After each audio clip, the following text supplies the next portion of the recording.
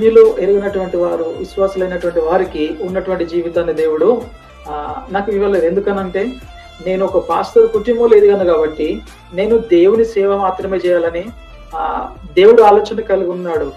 కాబట్టి నాకు ఈ లోకములో ఎలాంటి లోక స్నేహము కానీ, వేరే వాళ్ళతో బయటకు వెళ్ళడం కానీ, లేదా ఎక్కడైనా తిరుగుతూ మాట్లాడడం కానీ, లేకపోతే ఎక్కడైనా కూర్చొని వారితో ఈ లోకంలో జరిగే సంభాషణ చేయడం కానీ నాకు ఎలాంటి ఛాన్స్ రాలేదు జీవితంలో. అనుకునేవాడిని నేను కూడా కొంచెం మాట్లాడితే బాగుండు కదా, సమాజంలో ఫ్రెండ్స్తో తిరిగితే బాగుండు, కానీ అలాంటిది రానివ్వలేడు దేవుడు. అప్పుడు అనిపించేది నిజంగా దేవుడు గొప్పవాడు. ఆ రోజు నాకు చేసిన మేలు, ఆ రోజు ఆ లోకముల నుంచి తప్పినటువంటి మేలు, అంటే ఒక సర్టెన్ ఏజ్, చిన్న ఏజ్ నుంచి వెళ్ళి నన్ను దేవుడు ఆయన మార్గంలో నడిపించడానికి ఇవన్నీ ఆయన వేసినటువంటి మార్గాలు, ఆయన వేసినటువంటి దారులు అని నేను గట్టిగా చెప్పగలుగుతాను. ఎందుకనంటే దేవుడు ఒక ప్రణాళిక కలిగి ఉన్నాడు అని అంటే, దేవుడు ఒక ప్రణాళిక మన జీవితం పట్ల కలిగి ఉంటే మనం ఎన్ని ఆలోచనలు చేసినా, ఎన్ని ప్రయత్నాలు చేసినా పోలేము బయటకి. లోకంలో కలవాలని ప్రయత్నం చేసినా కలవలేము. అందుకే దేవుడు తన నీడలో మరి మమ్మల్ని కాపాడడం జరిగింది. అయితే ఇది నా పర్సనల్ సాక్ష్యము. అదే విధముగా నాకు లాస్ట్ ఇయర్ 2023 మరి మేలో నాకు పెళ్లి కావడం జరిగింది. దేవుడు మంచి భార్యను నాకు ఇచ్చాడు దేవుడు. మరి అందుని బట్టి కూడా నేను దేవుని స్తుతిస్తూ ఉన్నాను. మేమిద్దరము కొద్ది రోజుల పాటు మరి మా నాన్నతో సేవలో సహకరిస్తూ, అదే విధముగా ఉన్నటువంటి కొన్ని ఫ్యామిలీ పర్సనల్ ఫైనాన్షియల్ ప్రాబ్లం బట్టి మరి హైదరాబాద్ ప్రాంతంకి రావడం జరిగింది. అక్కడ కొద్ది రోజులు వర్క్ చేసుకుంటున్నాము. అప్పుడు సడన్లీ నా యొక్క భార్యకు కొంచెం హెల్త్ బాగాలేక మరి కొన్ని చాలా ప్రాబ్లమ్స్ ఫేస్ చేశాను. సో దేవుడు అలాంటి పరిస్థితులలో కూడా నన్ను కాపాడాడు, మమ్మల్ని ఎంతగానో కాపాడాడు. ఎందుకనంటే కొద్ది రోజుల తర్వాత లాస్ట్ నవంబర్లో నా యొక్క భార్యకు ఇది ప్రెగ్నెన్సీ కన్ఫర్మ్ కావడం జరిగింది. అప్పుడు తనకున్నటువంటి కొద్దిగా హెల్త్ ఇష్యూని బట్టి తను ఒక రూమ్ లో పడిపోవడం జరిగింది. మేము ఇక్కడ హైదరాబాద్ లో రెంట్ ఉన్న రూమ్ లో. అప్పుడు చాలా ప్రాబ్లం ఫేస్ చేశా. ఏంటి ప్రభువా ఇలా అయిపోయింది, మేమిద్దరము వర్క్ చేయడానికి వెళ్ళాము, మరి దేవుడు మాకు కృప చూపించాడు, ఏంటి అసలు ఇట్లా ఎందుకు కావడం జరుగుతుంది, పని బాగానే చేసుకుంటున్నాం, ఇక కొద్ది రోజులు అయితే మేము ఫైనాన్షియల్ సెట్ కాగలుగుతాం, తర్వాత మినిస్ట్రీకి వెళ్ళిపోగలుగుతాం అని ఆలోచన చేసినప్పుడు నేను ఆ ప్రాబ్లం ఫేస్ చేయగలిగిన. చాలా భయపడ్డా. ఏంటి నా జీవితంలో మొదటిసారి నేను అలాంటి సంఘటన చూడడము. దేవుడు నా పట్ల మరి నా భార్య పట్ల ఇలా ఎందుకు చేశాడు అని చాలా భయపడ్డా. కానీ ఒక మాట ప్రార్థన చేసిన. నా భార్యకు నెత్తికి దెబ్బ తగిలింది, 8 కుట్లు పడ్డాయి, సూచర్ చేయడం జరిగింది. అప్పుడు నేను ఆమెను హాస్పిటల్ తీసుకుపోతున్నప్పుడు ప్రార్థన చేసిన. ఏమనంటే, ప్రభువా నువ్వు రక్షిస్తావు, ఖచ్చితంగా నువ్వు రక్షిస్తావు. ఎందుకనంటే మానవులను కలగజేసింది నీవే, పుట్టించిన వాడవు నీవే, కాబట్టి నువ్వు రక్షిస్తావు ప్రభువా, ఈ ప్రాబ్లం నుండి మమ్మల్ని బయటపడేస్తావు అని ప్రార్థన చేసిన. ఆమెను అంబులెన్స్ లో తీసుకెళ్తున్నప్పుడే అప్పుడే నేను ప్రార్థన చేస్తూ ఉన్నా. దేవుడు ఎందుకో తెలీదు ఆ సమయంలో బలపరిచినాడు. ఎందుకంటే నేను ఆ సమయంలో నేను ఒక్కనే ఉన్నా నా భార్యతోని, కానీ నేను ఆ సమయంలో వీక్ అవ్వాలి, కానీ దేవుడు నన్ను బలపరిచినాడు. నిజముగా ఆ ధైర్యం ఇచ్చినందుకు దేవునికి నేను ఏమి రుణం తీర్చగలను. ఎందుకనంటే ఒక ఆపద వచ్చిందనంటే ఒక బంధువులతో షేర్ చేసుకుంటాం, లేదా స్నేహితులతో షేర్ చేసుకుంటాం, లేదా సమాజంలో ఉన్నటువంటి అధికారులతో షేర్ చేసుకుంటాం, ఎందుకంటే వాళ్ళతో చెప్పుకుంటే పోతుందేమో అని. కానీ నేను అలాంటి ప్రయత్నం ఏం చేయలేదు. కానీ దేవుడు నాకు నా లోపల ప్రేరేపించినాడు. దేవుడు నేను దేవునే గుర్తు చేసుకున్నా. ప్రభువా నా ముందు నుండి ఈ సమస్య ఎందుకు విన్నావు, అసలు తీసేయి, నువ్వే నా భార్యను బాగా చేయగలవు. అదే ఒక 1 month తర్వాత నా భార్య ప్రెగ్నెంట్ కావడం జరిగింది. తనకు ఫిడ్స్ ఉంది. ఫిడ్స్ రోగం నుంచి దేవుడు కొద్ది రోజులు కాపాడుతూ ఉన్నాడు. కానీ సడన్లీ ఇలాంటి అటాక్ అయ్యేసరికి ప్రెగ్నెంట్ అయిన వాళ్ళకి రెగ్యులర్‌గా ఫిడ్స్ వస్తుందంట. అది నాకు తెలీదు యాక్చువల్‌గా. ఆహ్, నా భార్య ప్రెగ్నెన్సీ కన్ఫర్మ్ అయిన తర్వాత హాస్పిటల్‌కెళ్ళి చూయించా. అయితే ఫిడ్స్ పేషెంట్స్ ఏం చేస్తారంటే ఒక ఎప్టైన్ అని ఒక టాబ్లెట్ వాడతారు. ఆ టాబ్లెట్ వాడినప్పుడు ఒకవేళ ప్రెగ్నెన్సీ ప్లాన్ చేసుకునే వాళ్ళు ఏం చేయాలనంటే, ఆ ఎప్టైన్ టాబ్లెట్‌ని బంద్ చేసి వేరే ఇంకొక టాబ్లెట్‌కి ట్రాన్స్‌ఫర్ అవ్వాలి. అంటే షిఫ్ట్ అయిపోవాలి దానికి. ఈ టాబ్లెట్‌ని కంప్లీట్ బంద్ చేసి. అప్పుడు డాక్టర్ గారితోని చెప్పినప్పుడు, "మేడం ఇలా రిజల్ట్ వచ్చింది. ప్రెగ్నెన్సీ కన్ఫర్మ్ అయింది. సో, మీ దగ్గర చూపెట్టుకుందామని" మా వైఫ్ ఎళ్లారు. అంటే అందులోనే హాస్పిటల్‌లోనే జాబ్ చేస్తుంది. వెళ్తే మేము చాలా సంతోషపడ్డాం. ఎందుకనంటే గర్భఫలము ఆహ్, యెహోవా ఇచ్చు బహుమానం గదా! దేవుడు మాకు బహుమానం ఇస్తుండు గదా! అని మా కుటుంబంతో షేర్ చేసుకున్నాము. మా వైఫ్ కూడా వాళ్ళ కుటుంబంతో షేర్ చేసుకుంది. ఇంకా తెలిసిన మా అన్నయ్య వాళ్ళతో షేర్ చేసుకున్నాము. అప్పుడు సంతోషపడ్డాం. నిజంగా దేవుడు మా కుటుంబంలో ఒక కుమార్తెని గావచ్చు, కుమారుని గావచ్చు ఇవ్వబోతున్నాడు గదా! అని సంతోషపడ్డాం. ఆ రోజు హాస్పిటల్‌కెళ్ళింది మా వైఫు. వెళ్ళినప్పుడు డాక్టర్‌ని మీట్ అయినప్పుడు ఆహ్, మేడం ఏం చెప్పారనంటే, "అమ్మ నువ్వు ఇన్ని రోజులు నీకు ఫిట్స్ ఉంది గదా! నీకు ఎప్టైన్ అనే టాబ్లెట్ వాడినావు గదా!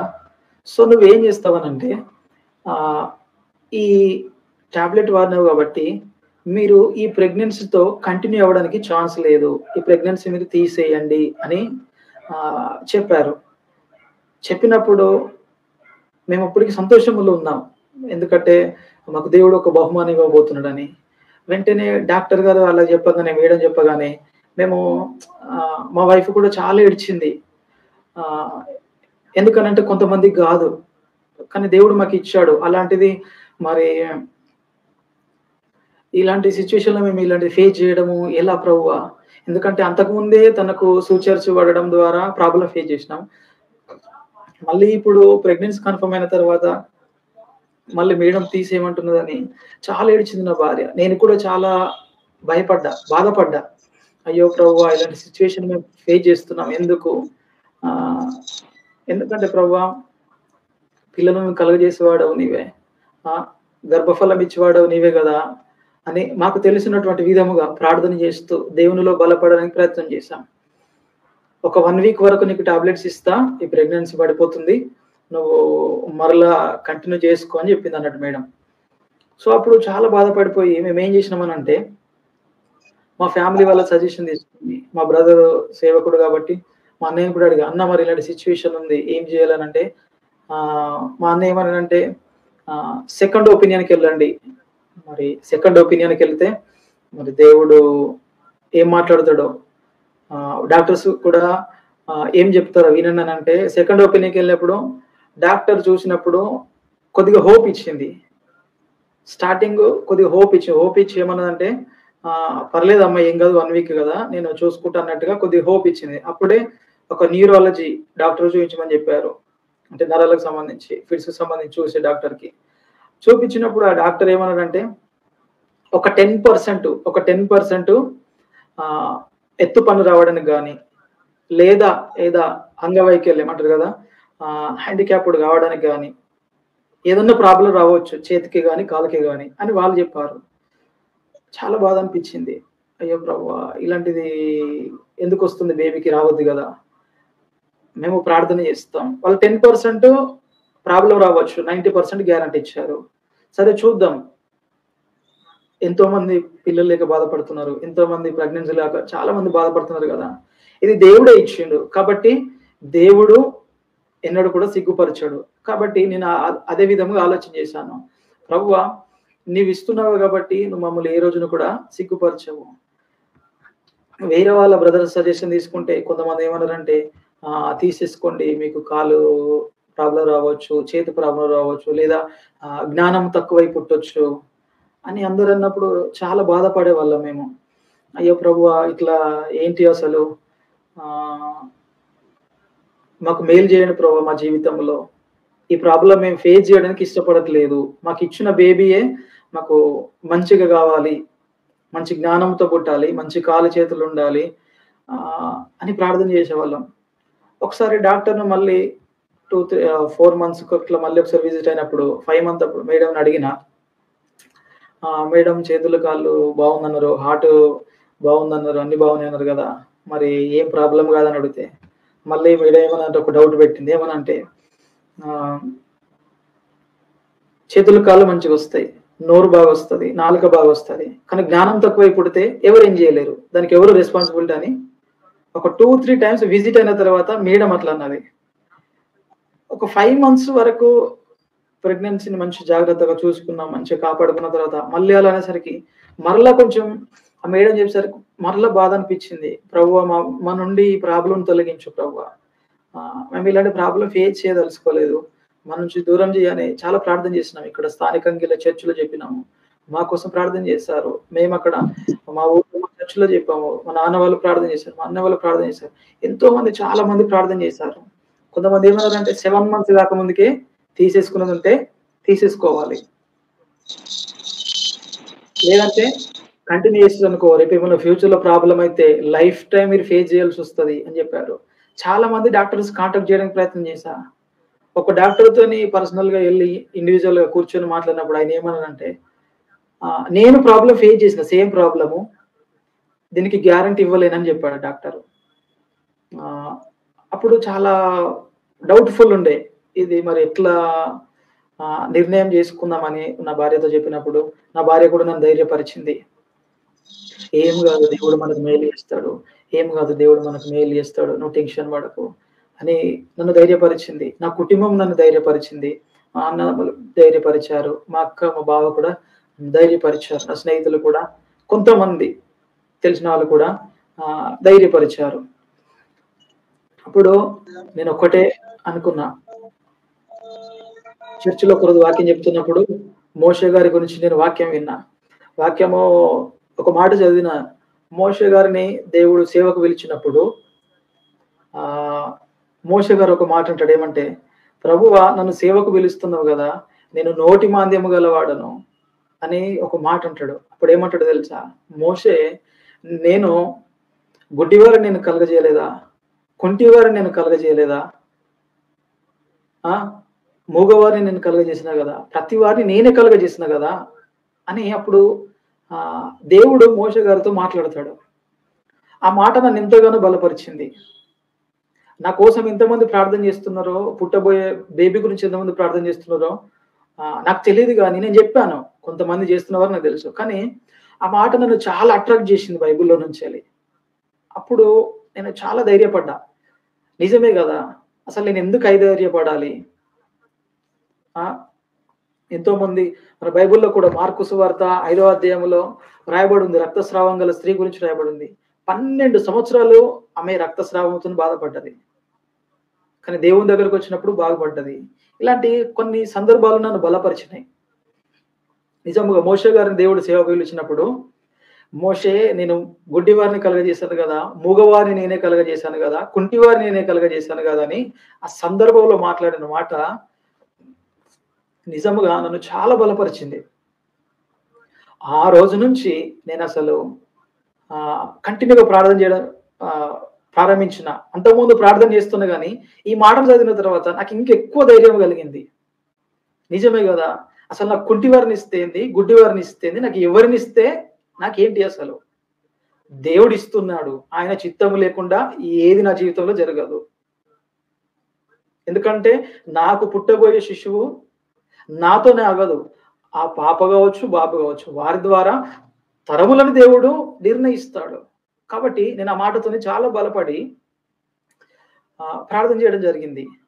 ప్రార్థన చేసినప్పుడు ఆహ్, దేవుడు ఆహ్, 9 మంత్స్ నిండిన తర్వాత అప్పుడు కూడా ఫిట్స్ రావడం జరిగింది. చాలా ప్రాబ్లమ్ ఫేస్ చేసిన. మొన్ననే జూలై 30కి నా భార్యను మళ్ళీ ఇక్కడికి హైదరాబాద్ తీసుకొచ్చిన. కొద్ది రోజులు వాళ్ళ అమ్మ వాళ్ళ ఇంటికి పంపించిన. అప్పుడు ఇక్కడికి తీసుకొచ్చిన తర్వాత డేస్ నిండినాయి కాబట్టి తీసుకొచ్చినప్పుడు మరలా ఒకసారి నేను బయటికెళ్ళి రాగానే ఫిట్స్ రావడం జరిగింది. అప్పుడు మళ్ళీ ఇది ప్రెగ్నెన్సీ టైమ్‌లో 9 మంత్స్ నిండాక మేడంకి తీసుకెళ్ళి చూపిస్తే బావుందమ్మా యాక్టివ్‌గా ఉన్నావు అని చెప్పింది. మరలా నెక్స్ట్ డేనే ఫిట్స్ వచ్చింది. హాస్పిటల్ తీసుకెళ్ళిన. అప్పుడు ఆహ్, మేడం గారు చూసి ఆమెను అబ్జర్వేషన్‌లో పెట్టి 2 డేస్ అబ్జర్వేషన్‌లో పెట్టి ఏమన్నదంటే, ఒకవేళ మీకు కంటిన్యూగా ఫిట్స్ వస్తే నేను సర్జరీ చేసిస్తా అని చెప్పింది. నాకేం తెలీదు యాక్చువల్‌గా. నేను చాలా భయపడుతూ ఉన్నా. ఎందుకంటే నేను ఒక్కడినే ఉన్నా. నా ఫ్యామిలీ ఇక్కడ లేరు నాతో హైదరాబాద్‌లో. తెలిసిన ఒక తమ్ముడిని తీసుకొని హాస్పిటల్‌కెళ్ళినా. ప్రార్థన చేసుకుంటూ వెళ్తున్నా. ఉంది. ఆహ్, హృదయంలో బాధుంది. కానీ ధైర్యపరుచుకుంటున్నా నన్ను నేనే. ప్రభువా! నాకు ధైర్యం కలుగజేయి. ప్రభువా! నాకు ధైర్యం కలుగజేయి. ఎందుకనంటే మాకు శిశువునివ్వాలనుకున్నాం. మేము ఎన్నో సార్లు ప్రార్థన చేసినాం. దాని విషయంలో ప్రతి స్కాన్‌లో నార్మల్ వచ్చింది. 7 మంత్స్ ఉన్నప్పుడు బేబీకి సిస్టర్స్ అని ఒక వాటర్ బబుల్స్ లాగా బ్రెయిన్‌లో వచ్చినాయి. దానికోసం బాధపడ్డాం.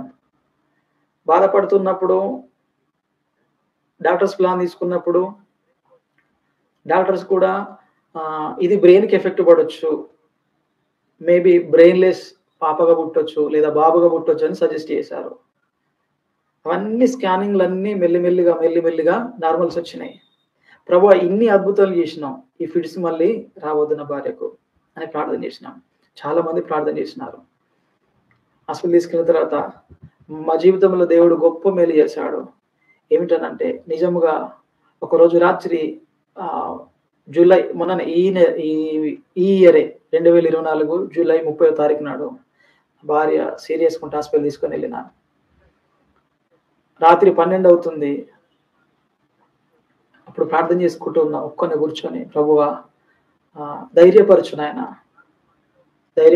అని ప్రార్థన చేసినప్పుడు దేవుడు నాకు ధైర్యం కలుగజేసినాడు. నిజంగా చెప్తున్నా ఒక్కొక్క సెకను నాకు ఒక్కొక్క యుగం లాగుంది. ఎందుకంటే నా భార్య నేనే హాస్పిటల్ తీసుకొని వెళ్ళిన. కళ్ళ నిండా ఆమెకి ఏమో ఫేస్ చేస్తుంది హెల్త్ ప్రాబ్లమ్‌ని చూస్తూ ఉన్నా. అవి నేను పర్సనల్ విషయాలు కొన్ని షేర్ చేయట్లేదు గానీ తన ప్రాబ్లమ్స్ అన్ని నేను చూస్తూ ఉన్నా. అప్పుడు నేను బలపరుచుకుంటున్నా నన్ను నేనే. మా ఫ్యామిలీ ఫోన్ చేస్తున్నారు, బాధపడుతున్నారు. ఎట్లుంది? ఏంటి సిట్యుయేషన్ అని. హాస్పిటల్ అడుగుతున్నారు. ఎవరైనా లేడీస్ లేరా మీ దగ్గర? కొంచెం మీ అక్క వాళ్ళు ఎవరైనా ఉన్నారంటే నాకు హైదరాబాద్‌లో దిక్కెవరు లేరు. ఎందుకంటే ఎవరు పిలుచుకుందామని నాకు దిక్కెవరు లేరు.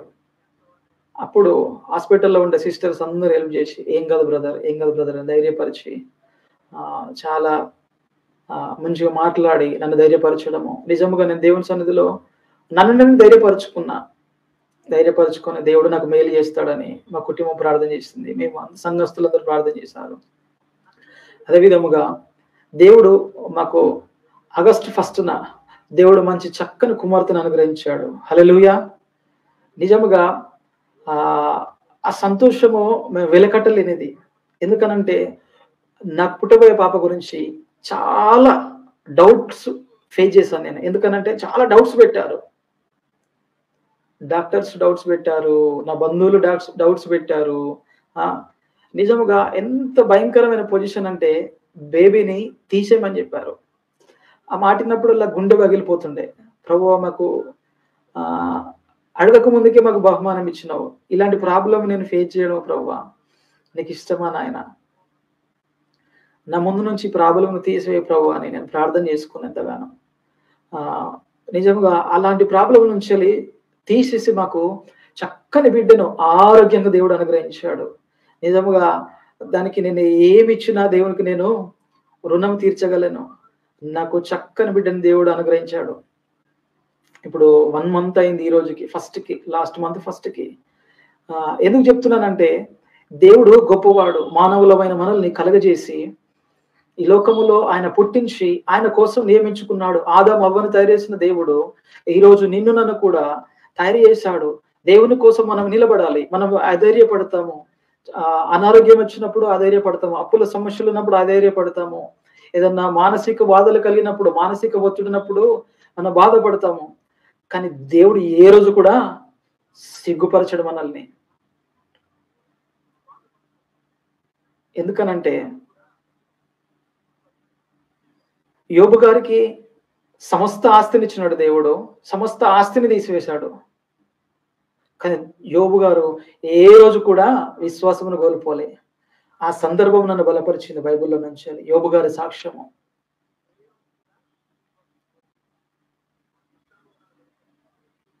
మోషే గారి గురించి రాయబడినటువంటి వాక్య భాగము, ఆ లేఖన భాగం నన్ను ధైర్యపరిచింది నా బిడ్డ గురించి. మార్కు సువార్త 5వ అధ్యాయము, ఇందులో రాయబడి ఉంటది. ఏమనంటే మార్కు సువార్త 5వ అధ్యాయంలో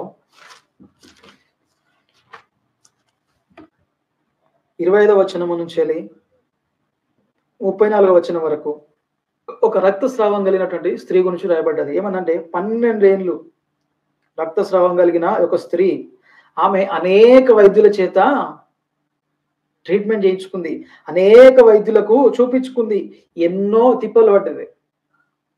సేమ్ అదే మా జీవితంలో ఫేస్ చేశాం. మా పాప గురించి దేవుడు మాకు చక్కని కుమార్తెను అనుగ్రహించాడు. అనేక వైద్యుల చేత ఎన్నో తిప్పలు పడి తనకు కలిగినదంతయు వ్యయము చేసుకొని ఎంత మాత్రమును ప్రయోజనం లేక మరింత సంకటపడెను. చూడండి, ఆమె యేసును గురించి విని ఆయన వస్త్రములు మాత్రం ముట్టినా బాగుపడదును అనుకొని, నిజముగా మన జీవితంలో ఈ రోజు ఈ యొక్క వాక్య భాగం నుంచి మనం ఏం అర్థం చేసుకోవాలనంటే, ఒక రోగం ఉన్నటువంటి స్త్రీ, ఒక రోగమే కాదు, ఆ రోగం ఉన్నటువంటి స్త్రీ ఏమంటుందనంటే, ఆమె ఎన్నో వైద్యుల చేత ఇబ్బందులు పడ్డది, తిప్పలు పడిన రాయబడి ఉంది. తనకు కలిగినదంతయో వ్యయం చేసి, అంటే చెల్లించింది డాక్టర్లు కావచ్చు అందరికీ, ఎంత మాత్రమును ప్రయోజనం దొరకలే. ఆమెకి ప్రయోజనం అనేది దొరకనప్పుడు ఆమె ఎవరి గురించి విన్నదట? యేసును గురించి విన్నది. అప్పటికే ఆయన పరిచర్యకు వచ్చినప్పుడు ఆయా ప్రాంతాల్లో తిరుగుతూ ఆయన అద్భుత కార్యములు, సూచక క్రియలు చేస్తూ ఉన్నాడు.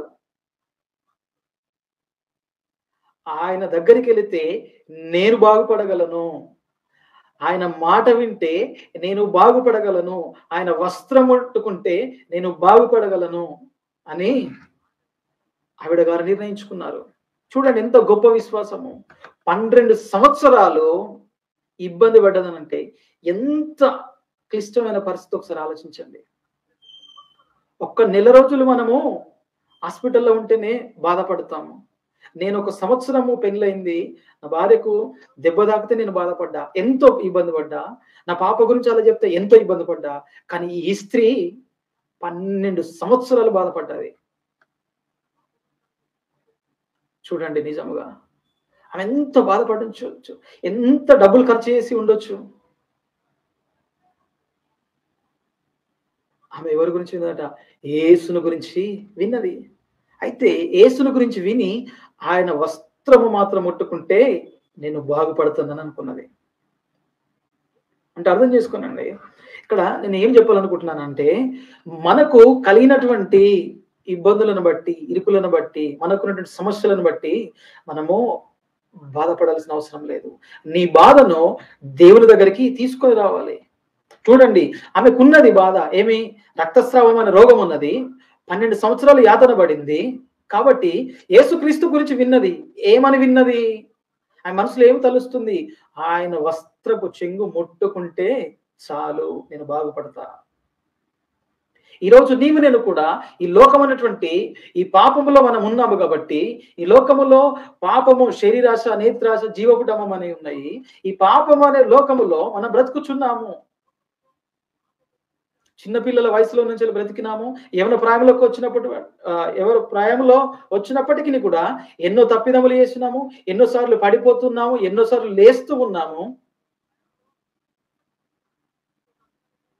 ఆ తప్పులను ఒప్పుకొని మనం దేవుని దగ్గరికి రావాలి. ఒప్పుకుంటున్నాము, వస్తూ ఉన్నాము. కొన్నిసార్లు పడిపోతున్నాము, కొన్నిసార్లు తెలియక పడిపోతున్నాము, తెలిసి పడిపోతున్నాము. కాబట్టి మనం ఒక వయసుకు వచ్చినప్పుడు మనం ఎప్పుడైతే దేవుని రక్షణను తెలుసుకున్నామో, దేవుని యొక్క రక్షణను తెలుసుకున్నామో, దేవుడు బాగు చేస్తాడని తెలుసుకున్నామో, అప్పుడు దేవుని దగ్గరికి రావాలి, ఆయన మాట వినడానికి రావాలి. చూడండి, నేను క్రైస్తవ కుటుంబంలోనే పుట్టాను. నా కుటుంబం కూడా ఒక సేవకుల కుటుంబము. నాకు ఉండే శరీరాశ ఉండే, లోకంలో తిరగాలి, స్వేచ్ఛ అనుభవించాలని ఉండే. కానీ దేవుడు ఏ రోజు కూడా పోనివ్వలే. నాకు చాలా మంది అడిగేవారు, "నువ్వు ఒక పాస్టర్ కొడుకు గదా! బాప్తిసం తీసుకోవాలి ఇన్ని సంవత్సరాలు అయితుందనేది." నేను వెయిట్ చేశాను. ప్రభువు నాతో మాట్లాడాలి. ప్రభువు నాతో మాట్లాడాలి. వాక్యం వింటున్నాను, పాటలు పాడుతున్నాను. కానీ నిజముగా నేను దేవునికి మనస్సును ఇవ్వాలి. దేవునిలో స్థిరపడాలి అని ఆలోచన చేసి 3 సార్లు ముగ్గురు సేవకులు నాతోని మాట్లాడారు. యవనస్తుల మీటింగ్‌లో. ఒకసారి సూటిగా ప్రశ్న చేశాడు. "నువ్వు సేవకుని కుమారునివి గదా! ఇంకెందుకు తీసుకోలేవని?" బైబిల్ కాలేజీలోకెళ్ళినప్పుడు బైబిల్ కాలేజీలో కూడా అడిగారు. "నువ్వు సేవకుని కుమారునివి గదా! ఇంకెందుకు బాప్తిసం తీసుకోలేవని?" సేవకుని కుమారుణ్ణి అయినంత మాత్రాన నేను బాప్తిసం తీసుకోలేను గాదు. నేను సేవలో ఉండి, నేను నా మనసును, నా ఆలోచనలను, నా చెడు జీవితమును విసర్జించి, నేను మారుమనసు పొందాలి. అప్పుడు నేను బాప్తిసం తీసుకోవాలి. నాకు పాపక్షమాపణ లేకుండా మా అన్నయ్య పాస్టరు, మా నాన్న పాస్టరు అని నేను ఆలోచన చేస్తే కరెక్ట్ గాదు.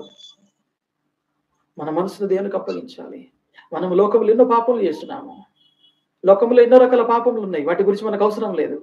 కానీ దేవుని దగ్గర మనం బలపడాలి. 12 సంవత్సరాలుగా ఏంటంటే రోగముతో బాధపడుతున్నటువంటి ఈ స్త్రీ యేసు యొక్క మాట వినడానికి ఇష్టపడ్డది. ఈరోజు క్రైస్తవ జీవితంలో యేసు యొక్క మాటను వినడానికి ప్రయత్నం చేయాలి. యేసును గురించి వినడానికి ప్రయత్నం చేయాలి మనము. ఆశ కలిగి ఉండాలి. తృష్ణ కలిగి ఉండాలి మనము. ఇది దేవుడు మనకు ఆహ్, ఇచ్చినటువంటి సమయము. చూడండి, ఆమె యేసుని గురించి విని, నేను ఆయన వస్త్రములు ముట్టినా బాగుపడుదుననుకుంది. అంటే చూడండి, ఆయన గురించి విని జస్ట్ ఆయన నా వస్త్రాలు ముడితే బాగుపడుదుననుకుంది. ఈ సందర్భం నేను ఎందుకు గుర్తు చేస్తున్నానంటే, దేవుడు మా జీవితంలో మేలు చేశాడు. ఇలాంటి సాక్ష్యం మనం కూడా కలిగుందాం. ఒకరోజు మనము ఈ లోకంలో పుట్టిన వారు అన్యులమై ఉండొచ్చు. దేవుని ఎరుగని వారమై ఉండొచ్చు. మనము బై బర్త్ క్రిస్టియన్స్ కాకపోవచ్చు. మనం ఎన్నో చెడు వ్యసనాలు త్రాగుడు చేత కావచ్చు, లేకపోతే ఆహ్, స్నేహితులతో చెడిపోయిన వారు కావచ్చు. ఎన్నో తప్పిదములు చేసిన వారుగా ఉండొచ్చు. కానీ ఒకరోజు దేవుడు మనల్ని తాకిన రోజుంటది. ఒకరోజు దేవుడు మనతోని మాట్లాడతాడు. ఒకవేళ మాట్లాడుంటే సంతోషము. ఒకవేళ ఇంకా దేవుడు మనతోని మాట్లాడకపోతే, ఈ రోజు నుంచి మనం నిర్ణయం చేసుకుందాం. ప్రతి శ్రమ నీకొస్తుందనంటే, దేవుడు నీ జీవితంలో అద్భుత కార్యం చేస్తున్నాడని గుర్తుపెట్టుకోవాలి. నీ సాక్ష్యము ద్వారా అనేకులు రక్షింపబడాలి. ఒక మాట అంటాడు అపోస్తుల కార్యములలో. ఏమంటాడంటే, ఒక మాట రాయబడి ఉంటది. శిష్యులతో మాట్లాడుతూ ఒక మాట చెప్తాడు. ఏమనంటే, మనము ఎవరికి సాక్షులమై ఉండాలంటే, క్రీస్తుని గురించి ప్రకటించే సాక్షులుగా ఉండాలి.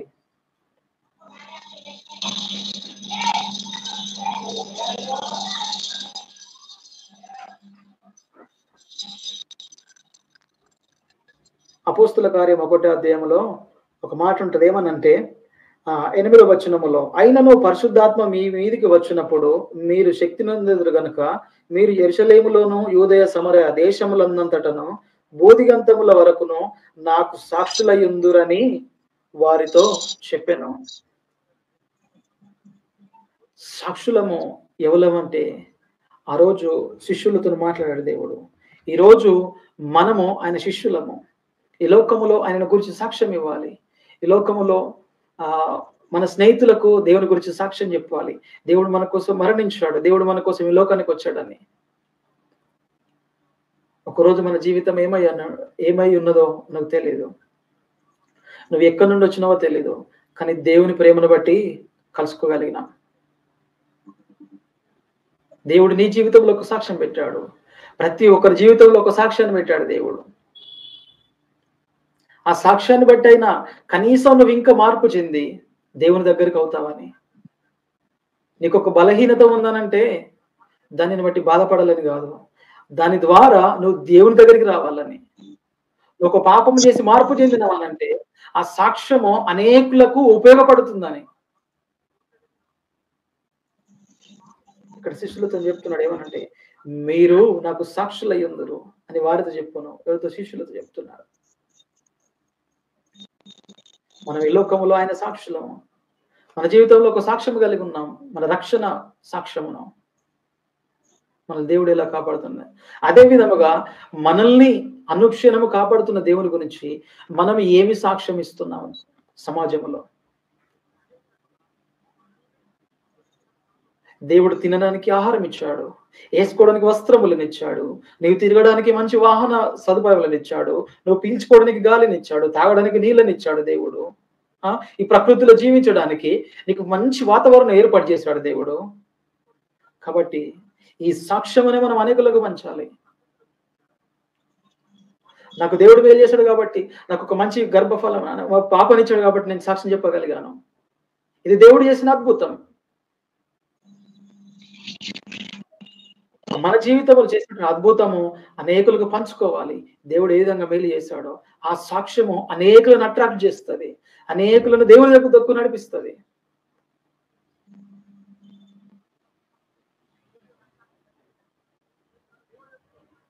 నిజముగా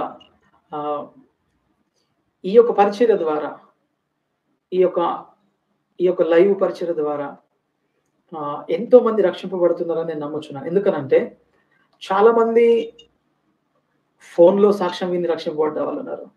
చాలా మంది వ్యక్తిగత పర్సనల్‌గా మాట్లాడుకుంటున్నప్పుడు వ్యక్తి ఒక ఎదుటి వ్యక్తి కూర్చునబెట్టి లేదా ఎదుటి వ్యక్తితో సంభాషణ ముఖాముఖిగా మాట్లాడుకుంటున్నప్పుడు మార్చబడ్డ వాళ్ళు ఉన్నారు. అన్నిలో తెలియనటువంటి వారు మందిరంకి వచ్చి మార్చబడ్డ వాళ్ళు ఉన్నారు.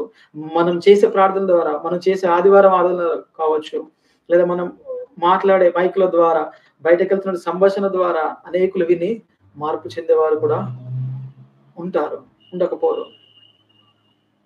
అయితే మన సాక్ష్యం అనేకులకు ఉపయోగకరంగా ఉండాలి. మోషే గారిని దేవుడు ఎన్నుకున్నాడు. ఆయన నత్తివాడైనప్పటికీ కూడా నాయకుడిగా చేసిన దేవుడు. యోబు గారి యొక్క ఆస్తి అంతా కూడా తీసేసి ఆయన యొక్క విశ్వాసాన్ని పరీక్షించాడు. ఆయన యొక్క పరీక్షను పెట్టాడు దేవుడు. ఆ పరీక్షలో ఆయన పాస్ అయ్యాడు.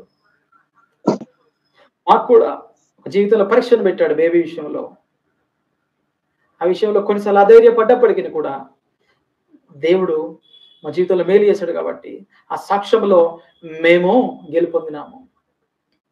అదే విధముగా మన హృదయము మన పాపము అనే పాపపు జీవితంలో నుంచి ఆ పాపము అనే సాక్ష్యం నుంచి రక్షణ అనే సాక్ష్యంలోనికి మనము రావాలి. దేవుడు అదే సెలవిస్తున్నాడు.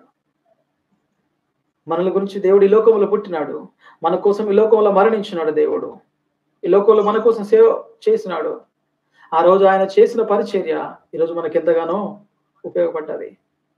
కాబట్టి అలాంటి పరిచర్య ఈరోజు ఇందులో సేవకులు ఉండొచ్చు, విశ్వాసులు ఉండొచ్చు, యవనస్తులు ఇప్పుడే దేవుళ్ళు ఎదుగుతున్న వారు ఉండొచ్చు, ఆల్రెడీ దేవుళ్ళు స్థిరపడిన వారు కావచ్చు. ఈ రోజు నుంచి మనము దేవుని కొరకు సాక్షులుగా బ్రతుకుదాం. అపోస్తల కార్యములో కూడా శిష్యులతో చెప్తున్నాడు, మీరు నాకు సాక్షులై ఉందరు. స్టెఫెన్ గారు అత సాక్షిగా మార్చబడ్డాడు. రాళ్లతో కొట్టబడి చంపబడ్డాడు. ఆయన కూడా ఒక సాక్షి దేవుని కోసం సువార్త పనిలో.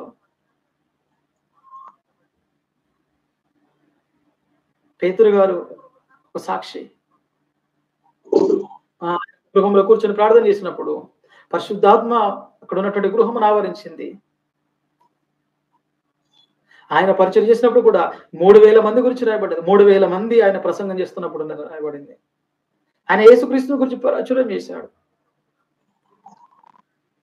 మనకున్నటువంటి సాక్ష్యమును పంచుకుంటూ అదే విధముగా అనేకులకు క్రీస్తుని గురించి మన యొక్క సాక్ష్యమును పంచుకుందాం.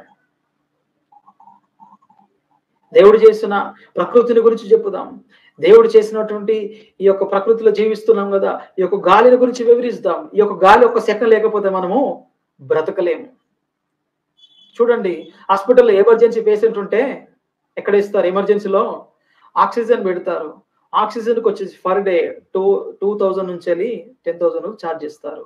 ఓన్లీ గ్యాస్కు, అంటే ఆక్సిజన్ పెట్టడానికి. అంటే చూడండి, మనం ఈ లోకంలో బ్రతుకుతున్న మనము ఫ్రీగా ఆక్సిజన్ లెవెల్స్ తీసుకుంటున్నాం ప్రకృతి నుంచి. దాన్ని కౌంట్ చేయండి. ఒక మంత్లీ ఎంత ఖర్చు అవుతుంది, ఇయర్లీ ఎంత ఖర్చు అవుతుంది. పోనీ మన పుట్టిన సంవత్సరాలు క్యాలిక్యులేట్ చేయండి. మనం ఎంత ఆక్సిజన్ ఖర్చు పెట్టినామో, మరి వాటికి మనం వెల చెల్లించగలమా? వాటన్నిటిని దేవుడు మన కోసము చేశాడు ఈ లోకములో.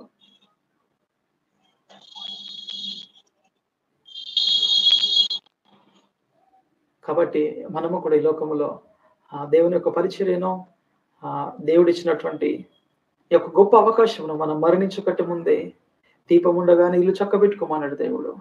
ప్రాణం ఉండగానే మనము ప్రభువుని నమ్ముకున్నాము. ఏ విధంగానైతే నమ్ముకున్నామో అదే విధముగా మనము ఈ లోకంలో బ్రతుకున్నప్పుడే ఈ లోకమంతటిని చక్కబెడదాం.